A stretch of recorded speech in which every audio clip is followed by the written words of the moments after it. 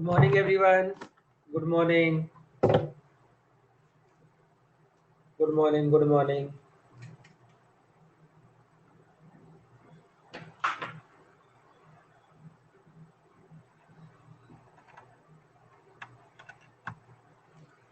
Good morning. Good morning.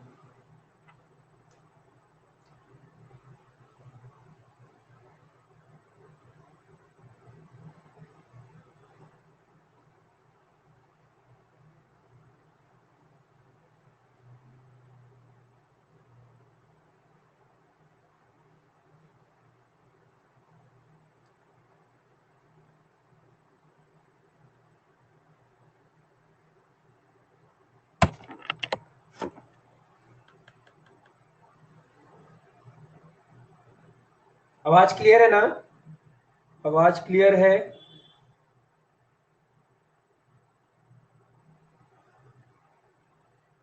ठीक है। कल हम लोग आपका मेथड पे छोड़े थे। हम लोगों को elimination method and substitution method आप लोगों का पढ़ना था। ये दो मेथड हम लोगों को कल पढ़ना था। ये आपका रह गया था कल का, वो कंप्लीट कर लेते हैं। जैसे मान लो क्वेश्चन है आपका कि sir solve for x and y. Solve for x and y, हमारे पास ये क्वेश्चन है। जैसे क्वेश्चन लिख के रखा है 3x प्लस 2y बराबर 7 एंड 2x प्लस 3y बराबर 9। मेरे को ये लिख के रखा हुआ है। अब मेरे को ना इस वाले क्वेश्चन को आपका सॉल्व करना है।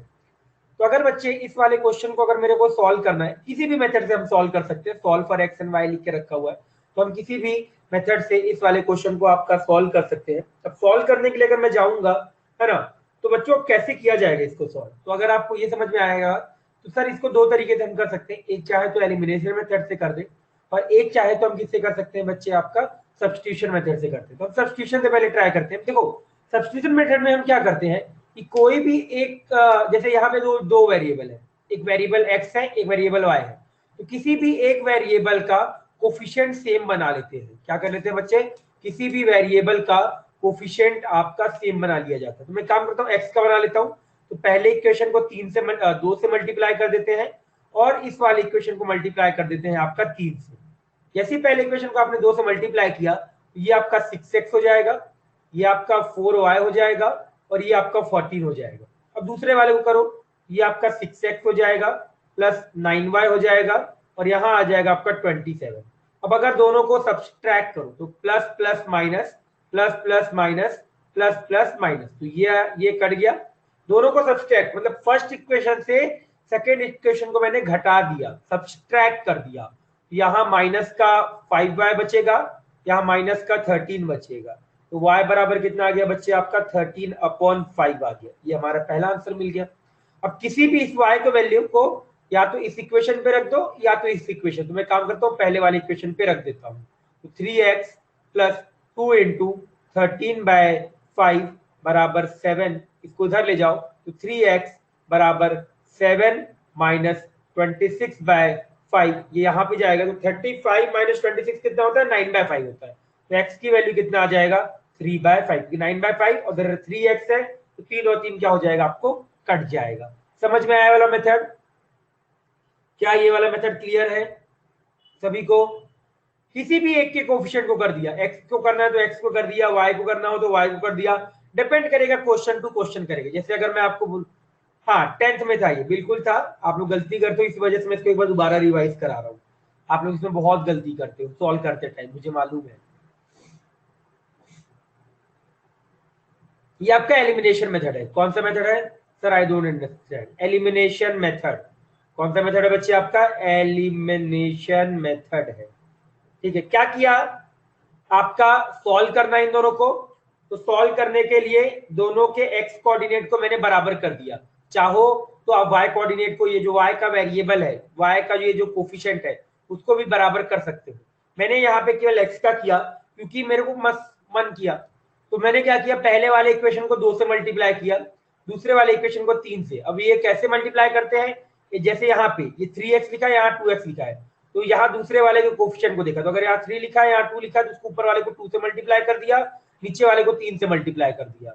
जैसे ही ऊपर वाले को 3 से मल्टीप्लाई करो, 2 से मल्टीप्लाई किया, तो पूरा इक्वेशन 2 से मल्टीप्लाई होगा। तो 6x प्लस 4y बराबर 14 हो गया। दूसरे वाले को 3 से मल्टीप्लाई कर दिया तो 6x प्लस 9y बराबर 27 हो गया। और दोनों को सब्सट्रैक्ट कर दिया क्योंकि अब इसका और इसका कोएफिशिएंट सेम हो गया, दोनों को सब्सट्रैक्ट किया, यहाँ प्लस और प्लस माइनस हो गया, प्लस और प्लस माइनस हो गया, प्लस और प्लस माइनस, तो ये और ये कट गया। 4x माइनस 9y माइनस का 5y, 14 माइनस 27 माइनस का 13, तो y बराबर 13/5। y की वैल्यू 13/5 है। यहाँ पे पहले वाले में मैंने इसको सब्स्टिट्यूट कर दिया, सब्स्टिट्यूट करके मैंने x की वैल्यू कैलकुलेट कर ली। समझा? क्लियर? हाँ या ना? समझ में आ गया?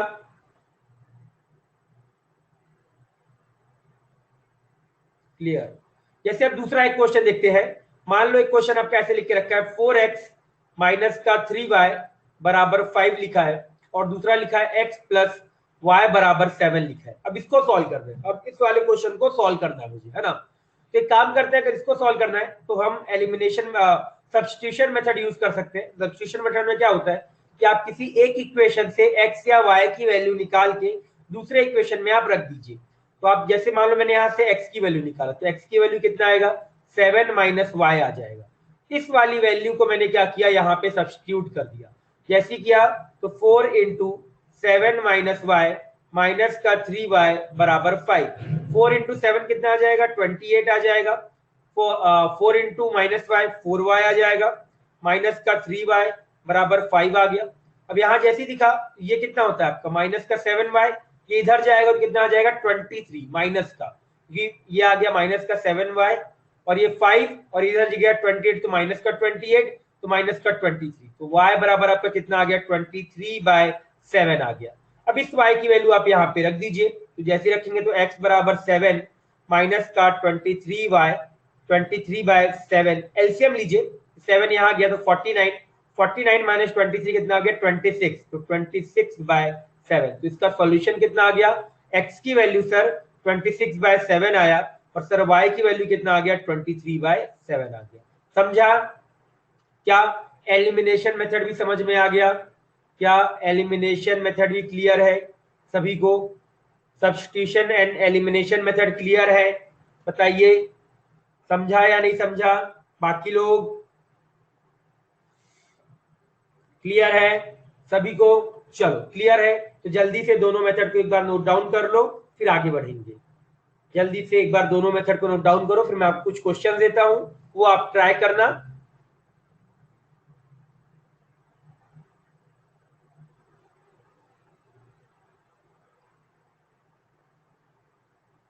जल्दी से नोट डाउन कर डालिए बच्चे।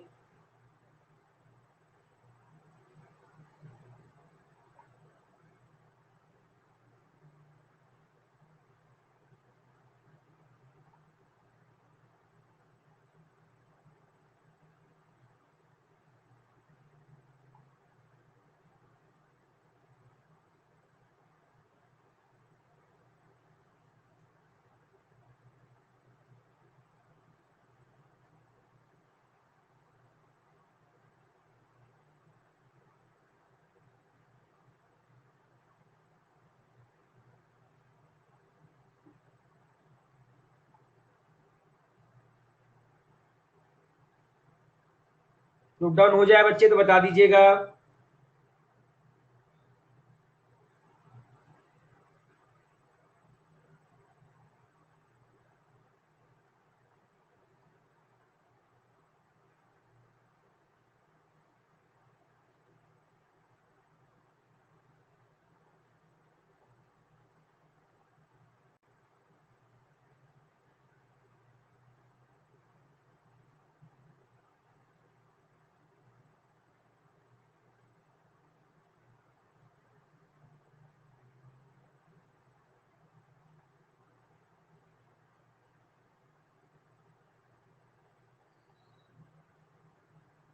Done everyone? Everyone done?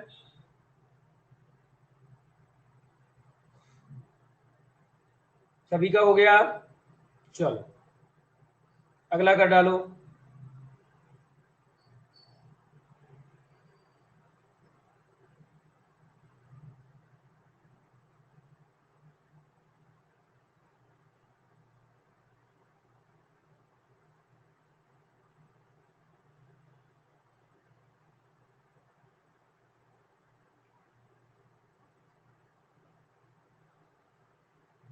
ये लीजिए, जल्दी से लिख डालिए, जल्दी से।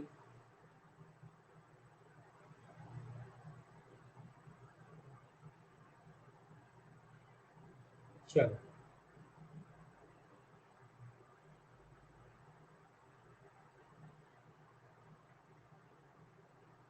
नहीं, पहला वाला सब्स्टिट्यूशन है, ये वाला एलिमिनेशन है। ओ, मैंने गलत लिख दिया क्या, सॉरी सॉरी।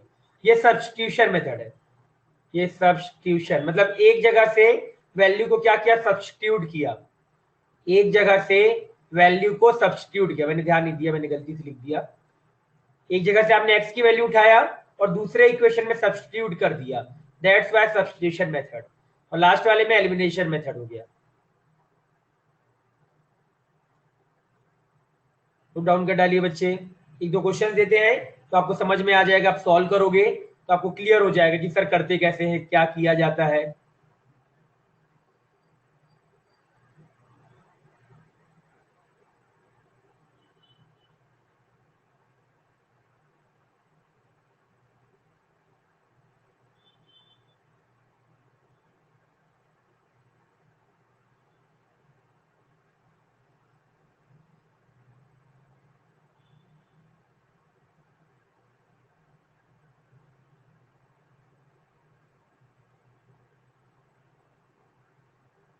Done everyone. बच्चे मंडे से ना सब सभी लोग टाइम पे आया करो, 8 बजे, 8 बज के 5 मिनट तक सभी लोग आ जाया करो मंडे को। आ तो चलेगा लेट, कोई दिक्कत की बात नहीं है, पर नेक्स्ट लेक्चर से ना टाइम से आया करो, 8 बज के 5 मिनट तक सभी आ जाया करो, नहीं तो आपका छूट जाएगा।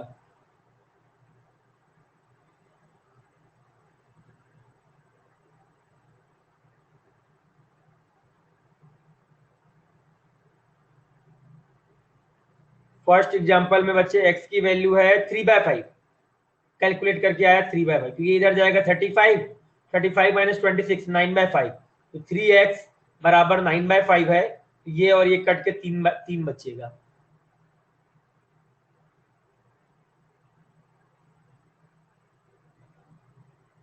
डन ये वाला पेज, डन सभी का हो गया, किसी का बच्चा तो वेट। डन, चलो solve for x and y। Simple सा है, x एंड y के लिए आपको सॉल्व करना है। पहला क्वेश्चन है आपके पास 5x माइनस का 4y बराबर में 15, और यहां दूसरा इक्वेशन है आपका 3x प्लस 4y बराबर में 7। ये पहला इक्वेशन। दूसरा इक्वेशन है बच्चे आपके पास √2x प्लस √3y बराबर में 5, और यहाँ √3x प्लस √2y बराबर 7। थर्ड इक्वेशन है 4/5x प्लस 3/5y बराबर 1, and second equation is x minus y बराबर 2। फोर्थ है आपका, फोर्थ इक्वेशन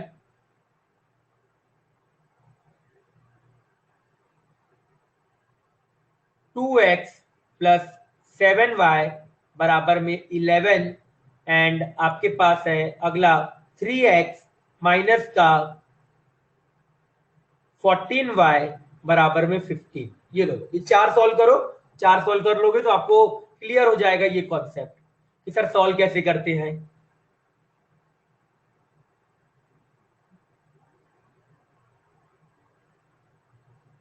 काम करो, यहाँ पे x/3 कर दो, लो x/3 है। अब सॉल्व करो,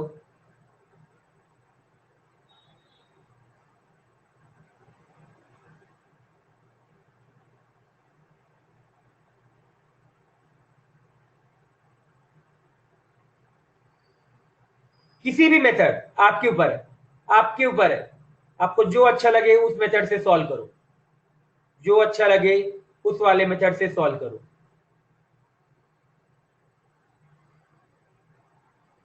फाइव मिनट्स आपको दिए, चलो 5 नहीं, ज्यादा दे दिए, 10 मिनट्स दिया, सॉल्व करो। एक और दे देते हैं, चलो 4 के साथ पांचवा भी दे देते हैं, x प्लस वाई बराबर 7 और x माइनस वाई बराबर 3। लास्ट है आपके पास, एक और ले लो, वो भी है आपका 3x प्लस 4y बराबर -7 और x प्लस 3y बराबर में -4।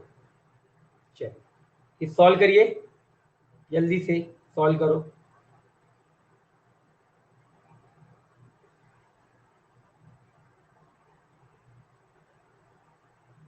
बच्चे इसको सॉल्व करिएगा, मैं 5 मिनट में आया, मेरे कुछ कोई आया हुआ है अभी, बस 5 मिनट में आया, ठीक है। इन 6 क्वेश्चन को आप एक बार सॉल्व करिएगा। अरे मैंने स्क्रीन क्यों बंद कर दिया, 1 मिनट बस बच्चे, मैं 5 मिनट में आया। हाँ हाँ 2 मिनट बच्चे, बस 2 मिनट, ये लीजिए 5 मिनट बच्चे में आया।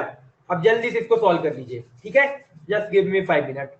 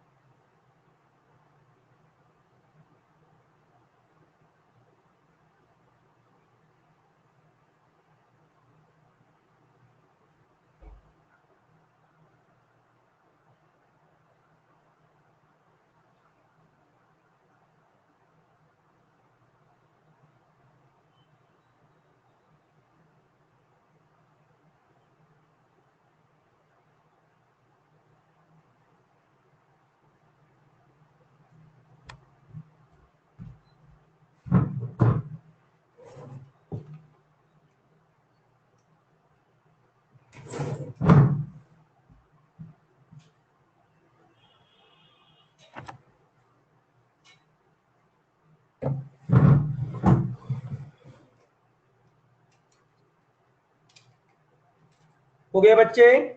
सभी का क्या क्वेश्चन, सारे क्वेश्चन हो गए?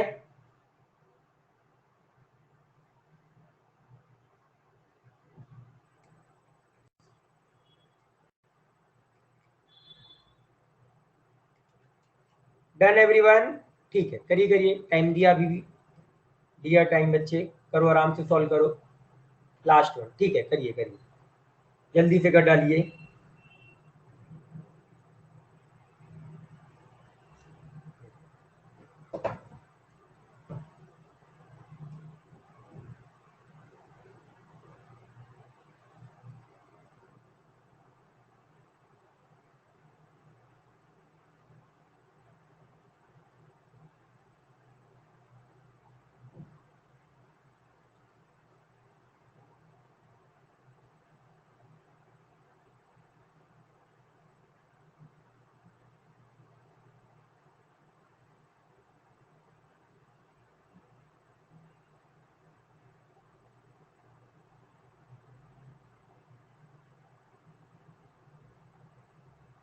सभी का हो जाए तो बता देना, डिस्कशन करते हैं फिर इसके बाद।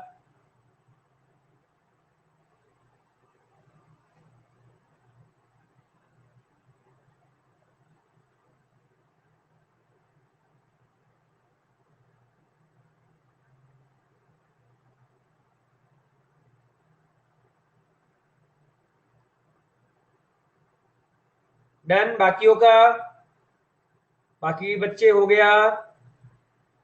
बाकी लोग हो गया बच्चे सभी का? बाकी लोग डन? आगे बढ़े? ठीक है, आ जाओ। पहला पहला जो आपका क्वेश्चन है, पहला क्वेश्चन आपका ये बोल रहा है बच्चे कि आपके पास 5x माइनस का 4y बराबर में 15 है, और इधर है आपके पास 3x प्लस 4y बराबर में 7 है। मेरे को ये बताओ, क्या यहाँ पे आप कुछ मल्टीप्लाई करोगे या कुछ या डायरेक्टली ऐड कर दोगे? क्योंकि मुझे देखो y का कोफिशिएंट सेम दिख रहा है, यहाँ -4 है, यहाँ +4 है, तो मैंने क्या किया, दोनों को ऐड कर दिया, ऐड। तो यहाँ पे प्लस आ जाएगा, यहाँ पे आपका माइनस माइनस, यहाँ पे भी क्या, ये और ये कट गया, और ये कितना आ गया बच्चे आपका 22, और राइट साइड कितना आ गया, 8x आ गया। तो आपको x की वैल्यू मिल गई 11/4 मिल गया। क्या ये समझ में आया? क्लियर है? दोनों को मैंने ऐड कर दिया, तो जैसे ही अगर मैं ऐड किया तो यहाँ पे क्या हो जाएगा आपका, ये दोनों कट गया, तो x की वैल्यू 11/4 आ गया। अब इस वाले किसी भी इक्वेशन में रख दो, चलो मैं दूसरे वाले में रख देता हूँ, तो 3 × 33/4 प्लस 4y बराबर 7, तो 4y बराबर 7 माइनस 33/4, एलसीएम लीजिए, तो y यहाँ गया 28 जाएगा, 28 माइनस 33 माइनस का 5 और डिवाइड बाय 4 इधर आके माइनस का 5/16। क्या पहले का आंसर सभी का यही आया था? क्या पहले वाले का आंसर सभी का यही आया था बच्चे? पक्का? चलो वेरी गुड, सीख गए मतलब आप लोग। दूसरा आपका था √2x प्लस √3y बराबर में आपके पास था 5, और √3x प्लस √2y बराबर में क्या था, 7 था। अब देखो बच्चे, अगर आप यहाँ पे समझ में आ रहा होगा कि सर किसी एक का कोफिशिएंट मुझे क्या करना पड़ेगा सर, बराबर करना पड़ेगा। क्या करना पड़ेगा सर, कोफिशिएंट आपका बराबर करना पड़ेगा। तो लो भाई, कैसे बराबर करें, आपको देख के समझ में आ रहा होगा कि सर इस वाले इक्वेशन को √3 से मल्टीप्लाई कर दीजिए, और इस वाले इक्वेशन को √2 से मल्टीप्लाई कर दीजिए। जब मल्टीप्लाई किया तो ये √3 से मल्टीप्लाई करोगे तो पहला टर्म √3 इंटू √2 √6x आ जाएगा, √3 इंटू √3 कितना हो जाएगा, 3y आ जाएगा, और राइट साइड हो गया 5√3 आ गया। अब इधर आ जाओ, इसमें मल्टीप्लाई किया √2 से, तो ये आ गया आपका √6x आ गया, और यहाँ पे आपने मल्टीप्लाई किया तो √2 इंटू √2 कितना हो जाएगा, 2y हो जाएगा, और राइट साइड आ जाएगा 7√2। अब दोनों को आप सब्सट्रैक्ट कर दो, तो माइनस माइनस माइनस, ये और ये क्या हुआ आपका, कट गया, 3y माइनस का 2y, y बचेगा, और ये बचा 5√3 माइनस का 7√3। क्या यही आंसर आया है? y का आंसर सभी का यही आया है बच्चे, y यही आया है इस वाले क्वेश्चन का, 5√3 माइनस का 7√2। अब इसको किसी एक इक्वेशन में रख दो, मैं काम करता हूं, पहले वाले इक्वेशन में आपका सब्स्टिट्यूट कर देता हूं, तो यहाँ पे आ जाएगा √2x प्लस √3, y के जगह पे रख दो 5√3 माइनस का 7√2 रख दिया, ये मैंने आपका यहाँ पे सब्स्टिट्यूट कर दिया, ये 5 आ जाएगा। अब देखो मल्टीप्लाई करके सॉल्व करो, ये √2x है प्लस √3 इंटू √3 कितना हो जाएगा 3, 3 इंटू 5 कितना आ जाएगा 15, और 15 अगर उधर गया तो आपका कितना बचेगा, एक ही साथ कर रहा हूं ध्यान से समझिएगा, √3 इंटू √3 कितना हो गया 3, 3 इंटू 5 कितना हो गया 15, 15 उधर गया तो 5 और माइनस का 15 माइनस का 10, और ये इधर जाएगा, ये √3 भी से मल्टीप्लाई हुआ तो प्लस का 7√6 आ जाएगा। क्लियर? और √2 से आप डिवाइड कर दो तो x की वैल्यू आपको मिल गई, तो x की वैल्यू माइनस का √10 divide by √2 plus 7√6 divide by √2, ये इसका आंसर है। क्या यही आंसर आया था? क्या आंसर यही आया था दूसरा वाले क्वेश्चन का सभी का? सेकेंड वाले क्वेश्चन का आंसर यही आया था बच्चे? पक्का? चलो बाकी लोग बोलो भाई यही आंसर आया था, हाँ या ना, या कुछ और आया था आंसर, या सॉल्व भी नहीं हुआ था? चलो अच्छी बात है, आ गया था। थर्ड देख लो, एक साथ लिखना फिर इसके बाद। सर प्लीज रिपीट में मैं क्या बोला बच्चे, पहले वाले को √3 से मल्टीप्लाई कर दो, दूसरे वाले को √2 से मल्टीप्लाई कर दो। तो आपने जैसे ही पहले वाले को √3 से मल्टीप्लाई किया तो √2 इंटू √3 कितना होता है, √6 होता है, √3 इंटू √3 कितना होता है 3 होता है, तो 3y लिख दिया, 5 इंटू √3 5√3 आ जाएगा। इसके बाद दूसरे वाले को √2 से कर दो, तो ये √3 इंटू √2 √6 आ गया, फिर √2 इंटू √2 2y आ गया, फिर 7√2 आ गया, दोनों को सब्सट्रैक्ट कर दिया तो ये और ये कट गया, यहाँ 3y माइनस का 2y, y बचेगा 5√3 माइनस 7√2, ये y आ गया, और किसी एक जगह पे मैंने सब्स्टिट्यूट कर दिया, y की वैल्यू चाहो तो यहाँ रख दो, चाहो तो आप यहाँ रख दो, और आप x खुद से कैलकुलेट करके देखना, आपका कैलकुलेशन हो जाएगा। कैलकुलेशन मैंने मान लो चलो ऊपर वाले में रखा, तो √3 इंटू 5√3 15 आ जाएगा, 15 को आप उधर लेके गए तो 5 माइनस 15 माइनस का 10 बचेगा, √3 मल्टीप्लाई करो माइनस 7 इंटू √3 इंटू √2 √6 हो जाएगा, और वो उधर जाएगा माइनस है तो प्लस आ जाएगा 7√6 आ जाएगा, और ये √2x है, 2 से आपने डिवाइड कर दिया पूरे इक्वेशन को। समझा? क्लियर? अच्छे से? हाँ या ना? चलो थर्ड देख लो।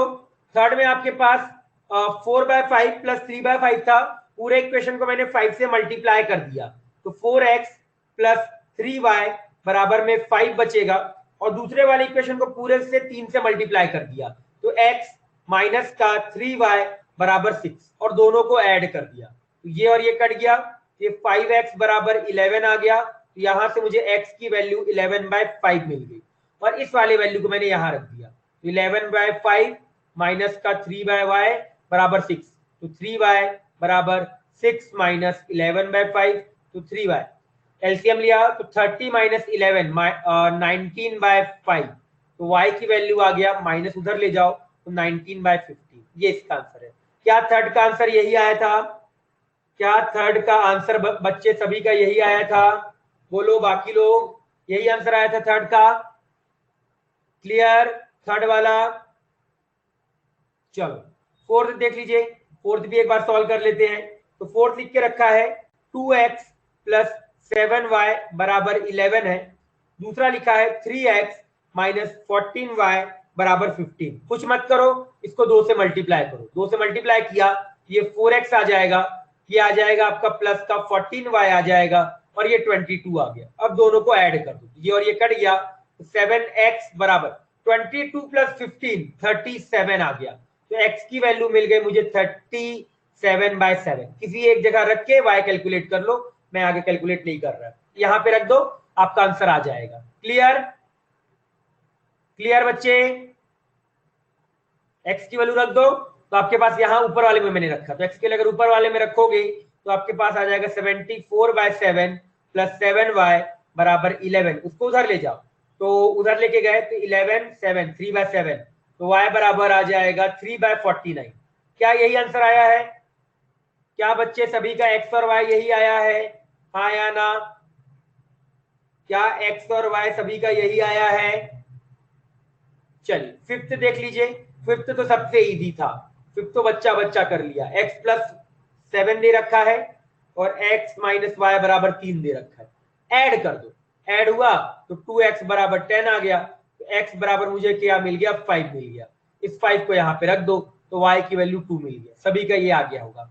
6 वाला जो आपका देके रखा है 3x प्लस 4y बराबर माइनस का 7 है और x प्लस 3y बराबर -4 है। ऑब्जर्वेशन से मैं बोल सकता हूं सर x की वैल्यू -1 है और y की वैल्यू -1 है। क्लियर? क्या सभी का यही आंसर आया था? क्या सभी का यही आंसर आया था बच्चे? हाँ या ना? सभी का यही आंसर आया था? चलिए जल्दी से जिसका नहीं हुआ था वो नोट डाउन कर लो, फिर ये वाला टॉपिक भी हमारा खत्म हो गया कि कैसे सॉल्व करते हैं, कैसे क्या करते हैं।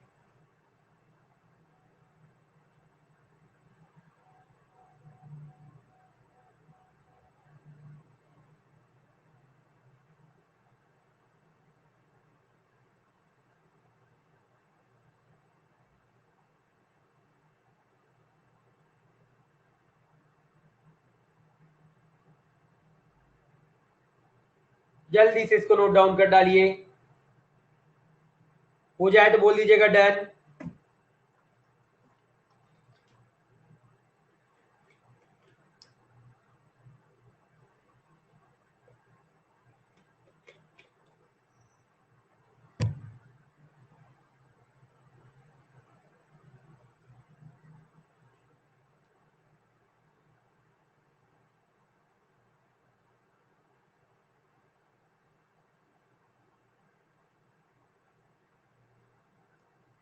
डन बच्चे?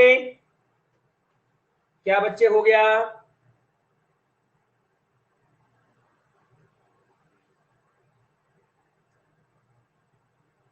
सभी का?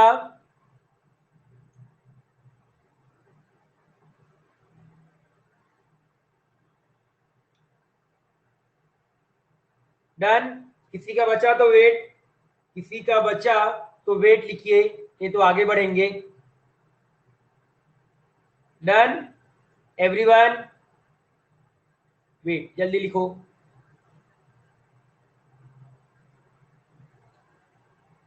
बच्चे आपकी में 10th में ये सिलेबस में था क्या, lines are parallel, lines are parallel, lines are intersecting, lines are coincident, ऐसे करके कोई टॉपिक था या वो भी हटा दिया था ना वो? हाँ चलो एक बार उसको अच्छे से रिवाइज कर लेते हैं, वो भी आपका एक बार रिवाइज हो गया, हो जाएगा, भूल ही गए होगे, भूल गए हो तो उसके बाद रिवाइज कर लेते हैं कि लाइंस पैरेलल कब होते हैं, इंटरसेक्टिंग कब होते हैं एंड कोइंसिडेंट कब होते हैं। नहीं था? ठीक है, तो देख लेगा तो समझ जाएगा सब, टेंशन नॉट।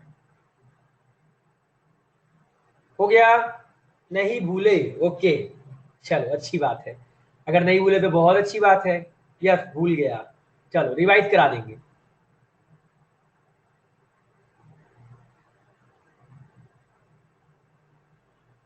इस बार कोई दिक्कत नहीं आएगी, आगे आप पढ़ोगे तो 11th का पार्ट, नहीं तो लास्ट ईयर तक बहुत दिक्कत आती थी सभी को, सर ये नहीं आता, ये नहीं आता। हाँ pair of, it was pair of linear equation, yes हम लोग pair of linear equation he solve कर रहे हैं। ये जो दो सॉल्व किया है एक्चुअल में क्या सॉल्व किया है, pair of linear equation he solve किया है, उसी को हम डील करेंगे। अभी आप 2 लाइन के लिए पढ़ोगे, जब 11th में हम चालू करेंगे मैट्रिक्स एंड डिटर्मिनेंट करके एक चैप्टर आता है, तो वहां पर फिर हम 3 लाइन के लिए भी पढ़ेंगे, मतलब 3 वेरिएबल आ जाएगा आपका, एक्स वाई जेड। कितने वेरिएबल आ जाएगा आपका बच्चे, एक्स वाई जेड आ जाएगा। अभी केवल हम एक्स और वाई के लिए आज पढ़ेंगे।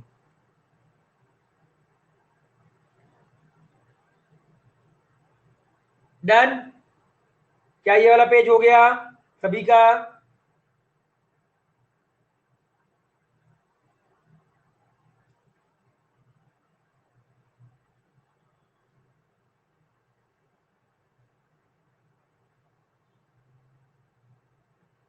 जल्दी लिख डालिए।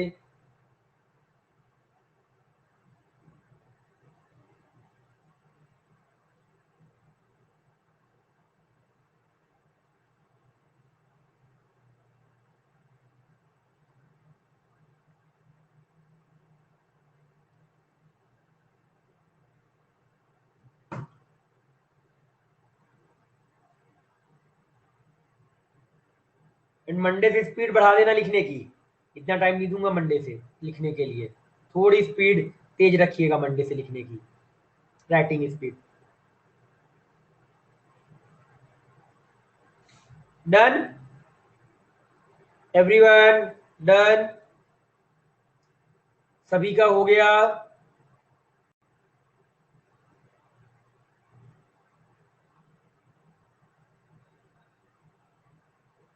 बच्चे हो गया सभी का?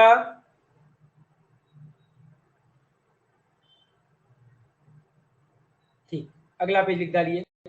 ये तो आप सॉल्व कर सकते हो, मुझे तो ऑब्जर्वेशन से दिख रहा था। किसी को ऑब्जर्वेशन से दिख गया था क्या वाला वैल्यू? 6 वाला क्या ऑब्जर्वेशन से दिख गया था? 6 वाला क्या ऑब्जर्वेशन से दिखा था? किसी को नहीं दिखा था, चलो कोई बात नहीं, कोई दिक्कत की बात नहीं है। सॉल्व कर लिया होगा आपने, तो सॉल्व करने के तो आपको आता ही है, सिखा दिया मैंने अभी।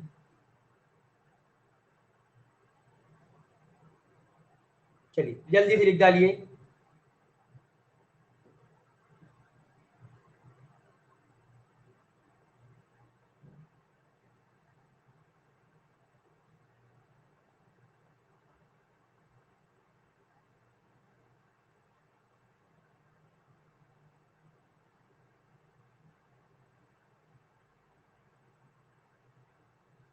हो गया सभी का? डन, आगे बढ़े। आ जाओ, चलो अगला है, नोट करके अगला टॉपिक पढ़ते हैं, एक बार ध्यान से समझिएगा। जैसे बच्चे मान लो आपको दो लाइन दे दिया, a1x plus b1y plus c1 बराबर 0, और दूसरा दे दिया a2x plus b2y plus c2 बराबर 0। ये आपके दो लाइन दे दिए। अब ये लाइन जब जैसी बच्चे मेरे को दिए ना, तो या तो आपको कांस्टेंट टर्म लेफ्ट साइड सारे हैं, या तो कांस्टेंट टर्म दोनों को राइट साइड रखना है। ऐसे मत करना कि एक टर्म कांस्टेंट टर्म इधर है, C2 आपने राइट साइड ले लिया, तो आपका आंसर गलत आएगा। हमेशा सभी जगह क्या करना है, एक तरफ रखना है। अब सबसे पहला जो आता है पॉइंट बच्चे, वो आता है कि सर लाइन इंटरसेक्टिंग वाला, ऐसे करके अगर मान लो बच्चे आपका ऐसा दे दिया। अब ये वाला, ये एक पहला लाइन है, ये आपका दूसरा लाइन है। ये वाला केस कब आएगा बच्चे, जब आपका a1 upon a2 not equal to b1 upon b2 आ जाएगा। मतलब आपका, आपने क्या किया, x का कोफिशिएंट, दोनों के x के कोफिशिएंट को डिवाइड कर दिया और दोनों के y के कोफिशिएंट को डिवाइड कर दिया। अब जैसे ही आपने रेशियो चेक किया और अगर ये आपका नॉन इक्वल आ गया, मतलब इक्वल नहीं आ रहा है, तब ऐसे केस में हम क्या बोलेंगे, lines are intersecting, lines are intersecting, lines are intersecting. साथ में हम ये भी बोल सकते हैं कि सर लाइंस इंटरसेक्टिंग है, साथ के साथ वन सॉल्यूशन, साथ के साथ क्या बोल सकते हैं बच्चे, आपका वन सॉल्यूशन बोला जा सकता है, क्योंकि यहाँ पे आपका एक ही सॉल्यूशन आ रहा है आप लोगों का, और कोई, क्योंकि एक जगह पे ये कट कर रहे हैं, जितने जगह पे ये कट करेंगे उतना सॉल्यूशन आएगा। जैसे एग्जांपल के तौर पे अगर आप देखिएगा तो 3x प्लस 7y बराबर 6, 4x प्लस 9y बराबर 7। अब अगर आप यहाँ पे a1 अपॉन a2 का रेशियो देखो तो that is 3/4, b1 upon b2 का रेशियो देखो दैट इज 7 अपॉन 9। दिख रहा है सर दोनों बराबर आपके नहीं है, तो अगर दोनों बराबर नहीं आए तो इसका मतलब ये जो इक्वेशन दे के रखा हुआ है ये क्या होगा, आपका इंटरसेक्टिंग लाइंस है, या आप ये बोल सकते हो कि वन सॉल्यूशन आएगा। दूसरा केस बच्चे आपका ये हो सकता है कि लाइंस आपका पैरेलल हो जाए, ऐसे करके लाइंस के आगे बच्चे आपका पैरेलल आ गए। पैरेलल वाले केस में क्या होता है बच्चे, आपका a1 upon a2 is equal to b1 upon b2 not equal to c1 upon c2, ये आता है। इस केस को हम क्या बोलते हैं बच्चे, आपका lines are parallel, lines are parallel. और दूसरा हम ये बोल सकते हैं नो सॉल्यूशन, क्योंकि ये कहीं भी आपका इंटरसेक्ट नहीं करेगा, दैट्स व्हाई हम लोग क्या बोलते हैं कि इनका कोई भी सॉल्यूशन नहीं आएगा। जैसे एग्जांपल के तौर पे 3x प्लस 4y बराबर में 5 लिख दीजिए, 6x प्लस 8y बराबर में 7 लिख दीजिए। तब जैसे लिखा तो 3/6 4/8 इज इक्वल टू 5/7, तो आपको दिखेगा कि सर पहले दो टर्म बराबर आ रहे हैं, पर ये सर तीसरे के बराबर नहीं आ रहे। दैट्स व्हाई ये जो पेयर आएगा ये क्या आएगा, पैरेलल लाइंस का पेयर आएगा, पैरेलल लाइंस, पैरेलल लाइंस। समझ में आया? जो थर्ड केस होता है बच्चे आपका कि लाइन एक के ऊपर एक आ जाए, ये लाइन है, इसी के ऊपर दूसरा लाइन आ गया। अगर दूसरा लाइन आ गया तो ये केस आएगा A1 upon A2 is equal to B1 upon B2 is equal to C1 upon C2। इसको हम क्या बोलते हैं? Lines are coincident, lines are coincident, या हम ये भी बोलते हैं इनफाइनाइट सॉल्यूशन, इनफाइनाइट सॉल्यूशन। समझ में आया? Infinite solution.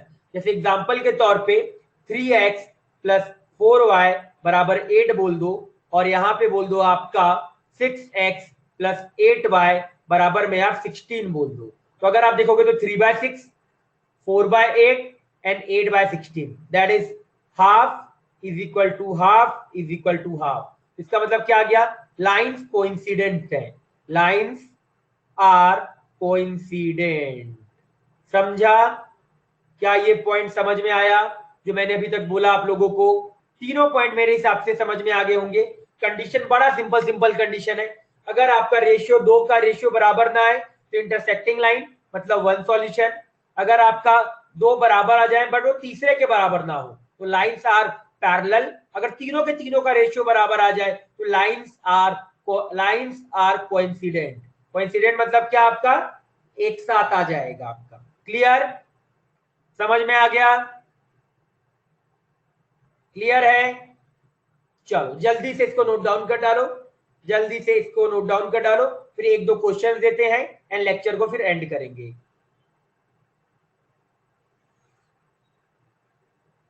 किसी को और डाउट तो नहीं आया ना? कल सारे डाउट क्लियर हो गए थे?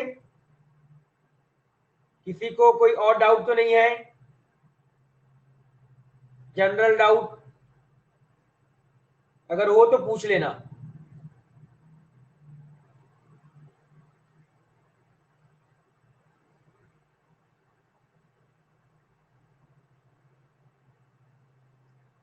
अब एकदम अच्छे से अब तैयार हो आप 11th का पढ़ने के लिए। लास्ट ईयर तक बहुत दिक्कत जाती थी, इसलिए इस बार हमने पहले से ही आपका थोड़ा सा 9th और 10th का पार्ट रिवाइज करा दिया, जिससे आपको आगे दिक्कत ना हो।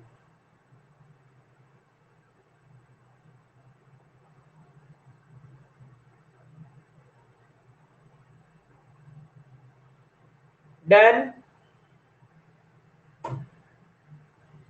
लिख लिया बच्चे? वेट, ठीक है, जल्दी से लिखो बच्चे।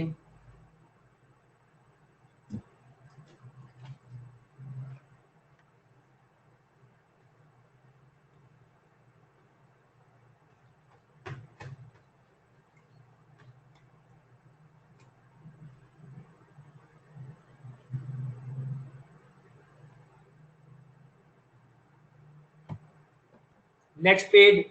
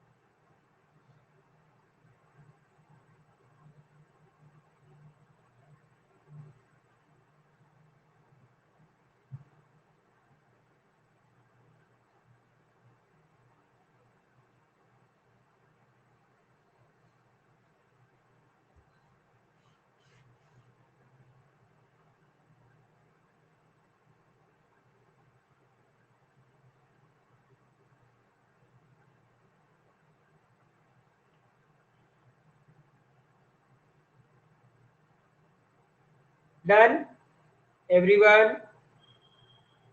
डन?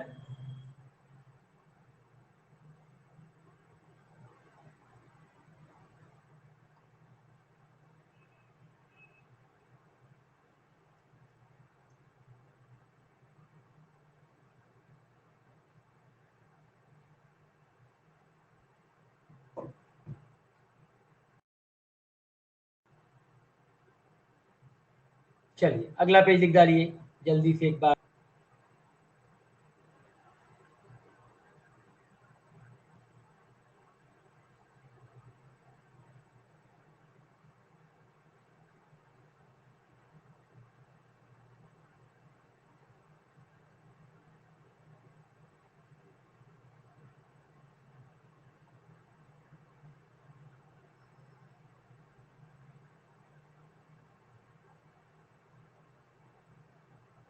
अगर हो गया हो तो बता देना, एक क्वेश्चन करते हैं बच्चे। अगर सभी का हो गया हो तो बता दीजिएगा।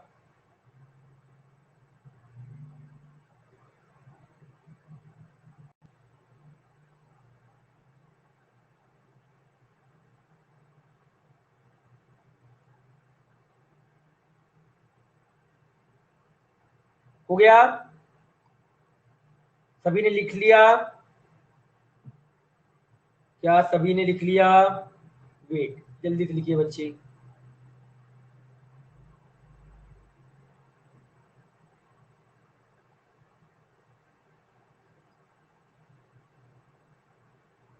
डन।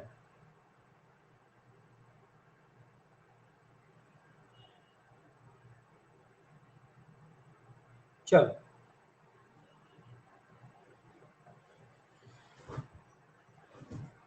एक क्वेश्चन करिएगा। Find the value of k for which pair of linear equation pair of linear equations pair of linear equations are parallel. Equation है आपका, इक्वेशन है 2x plus ky kx plus 8y plus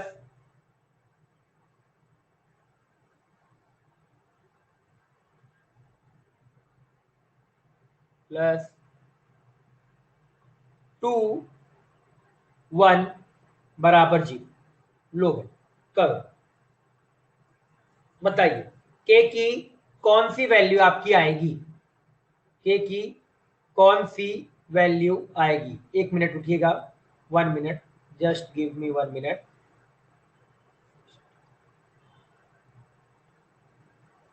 यहाँ 4 कर दीजिएगा, यहाँ 4 अभी नहीं आएगा बच्चे, रुको अभी, अब करो, अब करो, अब सॉल्व करो, अब आंसर आएगा आपका। अच्छे से सॉल्व करना, जो मैंने बोला है कंडीशन लगाओ, कंडीशन लगाना तब आंसर आएगा, हड़बड़ी नहीं करनी है, पूरी कंडीशन लगाओ।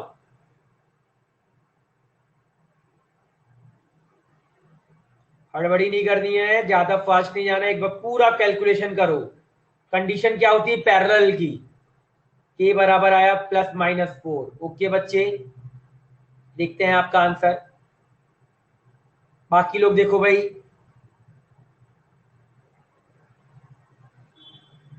के बराबर 4। ओके, सोचते हैं, बाकी लोग बताओ। के बराबर 4। चलो देखो, पैरेलल की कंडीशन क्या होती है, पहले आप ये लिखो, a1/a2 is equal to b1/b2 is equal to c1/c2 रखो वैल्यू। तो 2/k बराबर k/8 नॉट इक्वल टू 2/4। मैंने जानबूझ के क्वेश्चन दिया था। अब इन दोनों को, पहले दो को देखो, तो k² बराबर 16, तो k बराबर आपके पास क्या आएगा +-4 आएगा। अब बाद में दो को सॉल्व करो, तो अगर बाद में सॉल्व करोगे तो k नॉट इक्वल टू 4 आ रहा है, तो बच्चे दोनों को देखना पड़ेगा। तो हमारा आंसर आएगा k बराबर -4, ये आपका आंसर है। अरे बाद वाले ने मना कर दिया ना, उसने क्या बोला कि भाई मैं k की वैल्यू 4 नहीं ले सकता। तो अगर बच्चे मैं k की वैल्यू 4 नहीं ले सकता हूं तो मैं 4 मैंने क्यों रखा, वो आपका गलत हो गया। समझ में आया इसका रीजन, क्यों मैंने बोला कि आंसर -4 आएगा। आप लोगों को इसलिए मैंने बोला कि जल्दी जल्दी मत करो, एक बार चेक करो कि आप क्या गड़बड़ कर रहे हो। तो आंसर कितना आएगा बच्चे इसका, -4 आएगा। समझा, क्योंकि आपने, इसने मना कर दिया ना। दूसरा वाला क्या बोल रहा है भाई कि नहीं मैं के की वैल्यू 4 तो ले ही नहीं सकता हूं, मेरे औकात के बाहर है, उसने मना कर दिया। तो ये बोलेगा चलो भाई तू 4 तो नहीं ले सकता, -4 तो ले ही सकता है। तो दोनों ने क्या कर लिया फिर, -4 ले लिया। समझा, इसलिए मैंने बोला था ये हड़बड़ी मत करना। हाँ, मैंने बोला भाई ये कंडीशन होती है, कंडीशन में मैंने वैल्यू रखा। आप लोगों ने क्या किया, केवल पहला वाला सॉल्व कर लिया, इसको आपने सॉल्व कर लिया। इसको तो आप भूल गए कि भाई ये भी तो बोलेगा ना कि भाई मैं भी तो आया हूं। तो इन दोनों को पहले आपने पहले दोनों को सॉल्व किया, तो क्रॉस मल्टीप्लाई किया तो k² 8 × 2 किया 16। तो यहां से तो आपके पास k बराबर +-4 आ गया। जब बाद में सॉल्व किया तो k divide by 8 not equal to 2/4, तो यहां से आपने सॉल्व किया तो k नॉट इक्वल टू 4, इसने क्या बोला कि मैं k की जगह पे मैं 4 नहीं ले सकता, तो अगर मेरी k की वैल्यू 4 नहीं हो सकती तो मैं कैसे बोल सकता हूं कि k की वैल्यू +-4 होगा, तो k की वैल्यू केवल क्या होना पड़ेगा बच्चे, आपका -4 होना पड़ेगा। समझा? क्लियर है? हाँ या ना? समझ में आ गया? चलो वेरी गुड, लिख डालो जल्दी से एक बार। ये गलतियां बहुत करते हैं बच्चे, ये सब चीजें याद रखिएगा, गलती नहीं करोगे।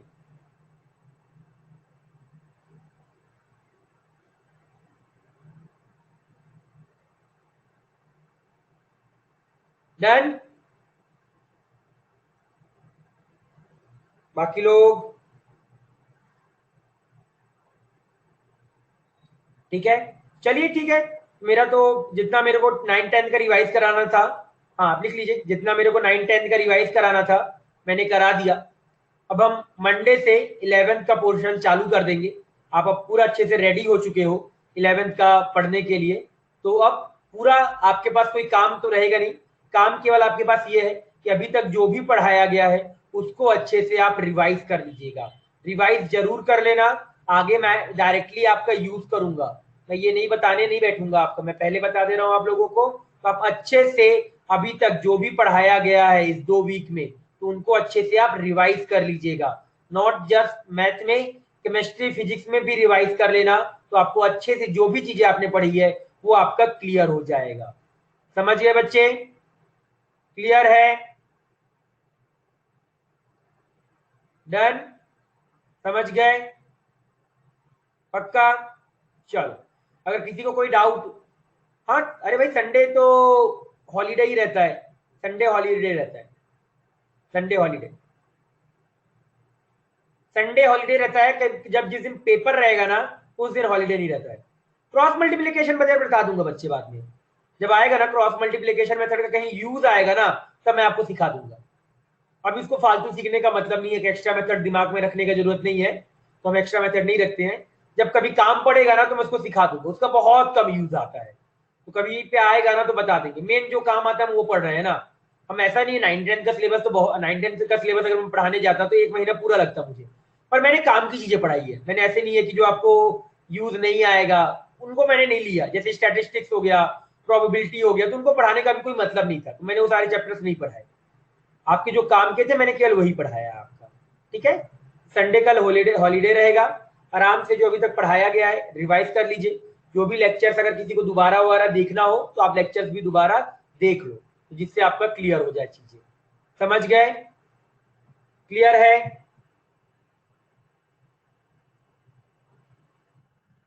चलो, कोई डाउट है किसी को? कोई जनरल डाउट हो तो पूछ लो, क्योंकि मैं लेक्चर को फिर एंड करूंगा। अगर किसी कोई जनरल डाउट्स हो तो पूछ सकता है, नहीं तो लेक्चर को फिर एंड करेंगे हम।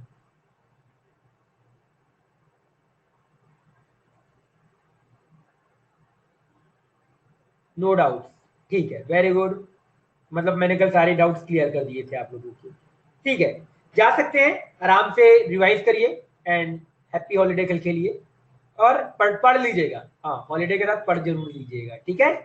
चलो, बाय बाय बच्चों, मंडे को मिलते हैं नए चैप्टर के साथ और अच्छे से फिर पढ़ते हैं। Bye bye.